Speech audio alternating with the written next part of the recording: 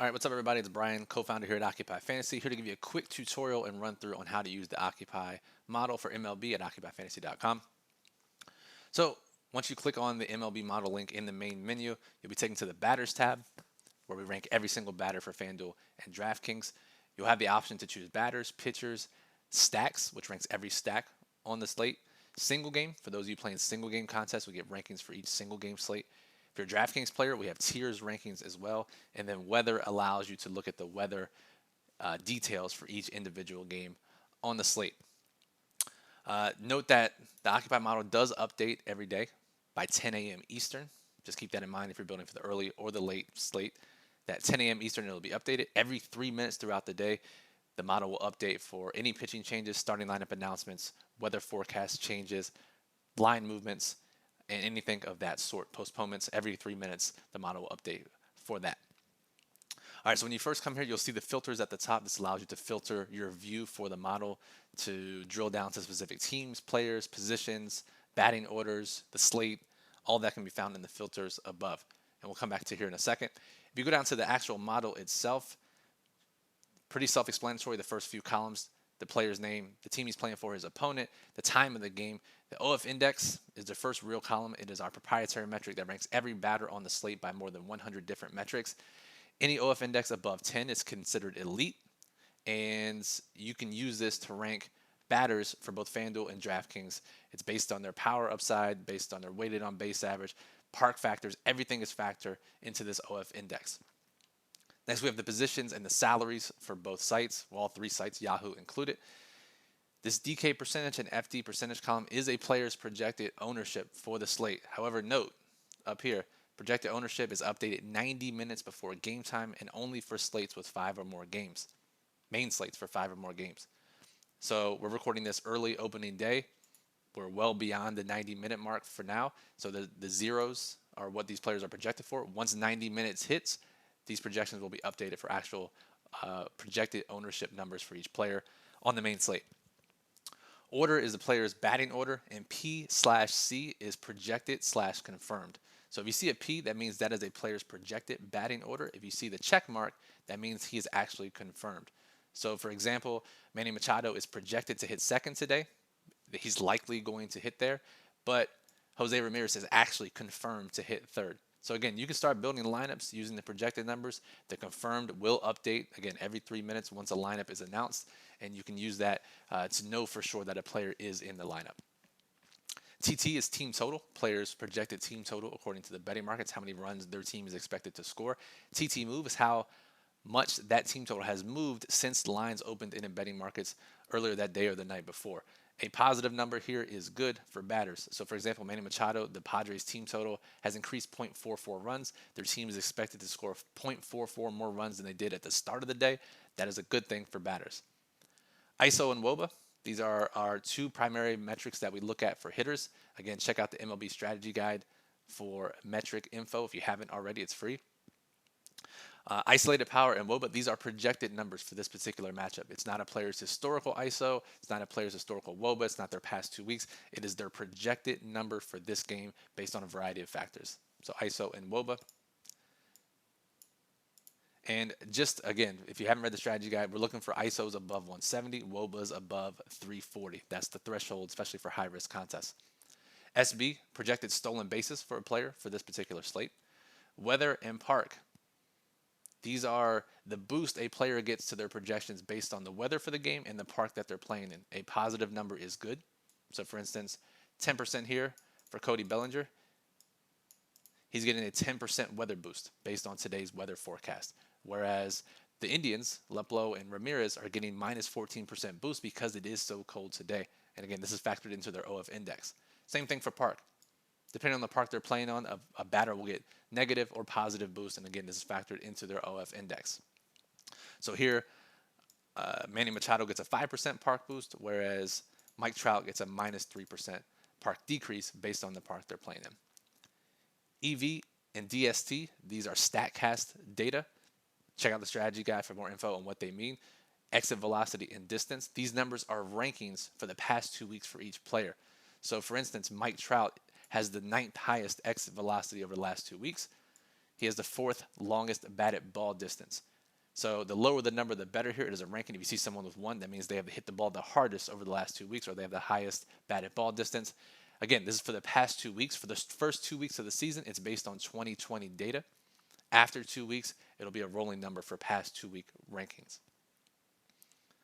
All right, let's go back up to the filters for a second. Again, you can filter by very standard columns, teams, positions, ownership, exit velocity, ISO, WOBA rankings. Batting order, if you want just players hitting in a certain batting order, you can do that with this filter. You can filter out players on different slates with the slate filter. And then low risk, we haven't talked about this yet. You can choose yes here. And if you scroll down to the bottom, you can always go under the model to the legend to see what each column means. Low risk is ideal player pools for your low risk contests, 50-50s, head-to-heads, double-ups. So it's batters who have a WOBA of 340 or higher and are hitting in the top 5 of their team's batting order. So quick way to get a low risk player pool just by clicking the low risk filter yes button. All right, let's go to the pitchers tab really quickly. Again, very similar to the batters tab. OF Index ranks each pitcher on the slate by a variety of metrics. We have their FanDuel and DraftKings and Yahoo information. Again, projected ownership, updated 90 minutes before lock for main slates. Different for pitchers. We have their money line, their odds to win according to the betting market, how that money line has moved throughout the day.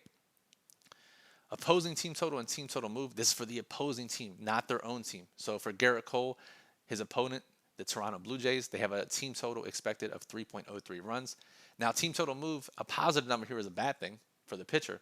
That means the Blue Jays are expected to score 0.17 more runs than they did at the beginning of the day. So for pitchers, you're looking for negative numbers here. Guys like Brandon Woodruff, an Occupy favorite, his opponent, their team total has dropped 0.61 runs, which is a really good metric for pitchers. K/IP, these are projected strikeouts per innings pitched for this particular matchup. Not historical, projected for this matchup. You want to look for Ks per innings pitched above 1. That is the baseline we look for. So Garrett Cole obviously looking good with projected 1.47 strikeouts per innings pitched. Weather in park, same as the batters. If you see a positive number here, it's a boost. So Garrett Cole, because they're pitching in such cold weather today, he gets a 15% boost. If you scroll down to the bottom, no surprise, there is a Coors Field slate today, and you see someone like Marquez with a 10% weather decrease. Not great because they're playing in Coors Field, and a 9% park decrease. So keep that in mind. Again, positive is good for pitchers, negative is bad. And again, EV distance, same as batters. Here you want higher numbers. These are rankings. So if a pitcher has the number 1 EV, that means he is allowed the highest exit velocity over the last 2 weeks. Not something you want. You want low numbers here. Pitchers who have, in recent weeks, allowed soft contact, balls not to be hit hard against them. So, for example, we look at Maeda. 596 pitchers have allowed higher exit velocity than him in 2020. Remember, first 2 weeks of the season, 2020 data. After that, rolling 2 weeks. So, again, for pitchers, this is different than batters. Higher numbers are better for EV and distance. And again, check the MLB strategy guide for more information. We do have the low risk filter here. Very, very limited for opening day. But again, if you scroll down to the bottom here, it'll tell you what it means. We're looking for pitchers with high money lines and K per innings pitched above 1. That's what the low risk filter does. All right, let's go to the stacks page. And this ranks every single stack on the slate by OF index, combined OF index. You can sort by isolated power rankings. You can sort by WOBA rankings, their team total. You can sort by team total moves. RLM, this is different for the stacks page. Reverse line movement. If a team is getting less than 50% of the bets, but the line has moved in their favor, this is generally indicative of a low-owned stack that has high upside. You can use the RLM filter to just get those check marks.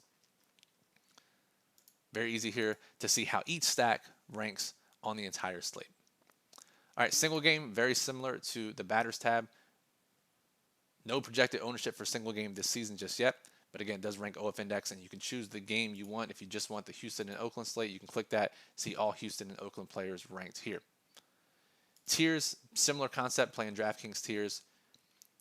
Each player is ranked, and if you need to say, okay, who's the best tier 3 player, you can just click tier 3 and see how they rank. and all the other metrics that show up in the batters and pitchers tab. Finally, we have weather. And this shows the individual weather forecasts for each game, what goes into those weather ratings for the batters and pitchers tabs. So each game here has the temperature. ADI is air density index. Again, this is a formula combining altitude, air pressure, humidity, and temperature. The lower number, the better here for hitters. So we'll see Coors Field stand out, no surprise. Very easy to hit balls through the air there. Air density index of 45 compared to every other game on the slate is 60 or higher. So lower number, the better for hitters. We have the wind, shows you where the wind is blowing in the game. And then what the weather decrease is for batters, left-handed and right-handed, based on the wind, based on the ADI, based on the temperature. This is what you'll see in the model. So Cleveland, Detroit, we see 13% decrease for batters based on the wind, temperature, air density index, and precipitation. All right, that's the general rundown for the model. If you have any questions, you can always find us in the Discord channel, occupyfantasy.com/discord, or you can reach out to us on Twitter, or always send us an email if you have any additional questions for the model.